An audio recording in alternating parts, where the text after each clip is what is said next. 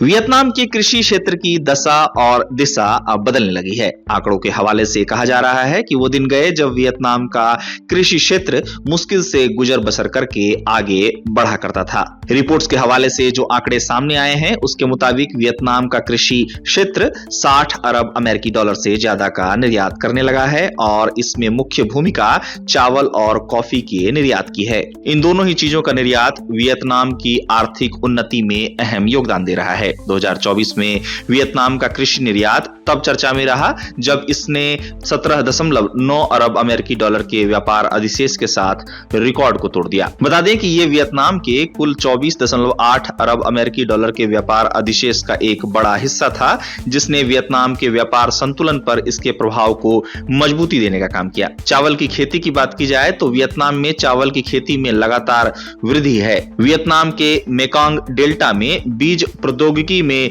प्रगति के कारण चावल उत्पादन में उल्लेखनीय वृद्धि हुई है। मेकोंग डेल्टा चावल अनुसंधान संस्थान के निदेशक ट्रॉन नगोक थाच कहते हैं कि आज की अधिकांश चावल की किस्में क्रॉस ब्रीडिंग का परिणाम है, जो जैव प्रौद्योगिकी द्वारा उन्नत एक ऐसी प्रक्रिया है जो कीटों, सैलिनिटी और बदलती जलवायु के प्रति प्रतिरोधी किस्मों का उत्पादन करती है। उनके मुताबिक ये चावल की किस्में केवल मजबूत ही नहीं है बल्कि निर्यात बाजारों के लिए भी उपयुक्त साबित हुई हैं। बता दें कि 2024 में वियतनाम का धान उत्पादन 43.7 मिलियन टन तक पहुंच गया, जबकि चावल का निर्यात 9.18 मिलियन टन के सर्वकालिक उच्च स्तर पर पहुंचा, जिसने सुर्खियां बटोरी। वियतनाम केवल चावल ही नहीं बल्कि साल भर उपज देने वाली फलों की खेती पर भी विशेष ध्यान दे रहा है और अपने किसानों को इसके लिए प्रेरित भी कर रहा है। इसका मकसद स्थानीय बाजारों में फलों की आपूर्ति को बनाए रखने के साथ ही फलों के वैश्विक निर्यात में भी अपनी उपस्थिति को बनाए रखना है। इसके अलावा दुनिया में सी फूड की बढ़ती मांग को ध्यान में रखकर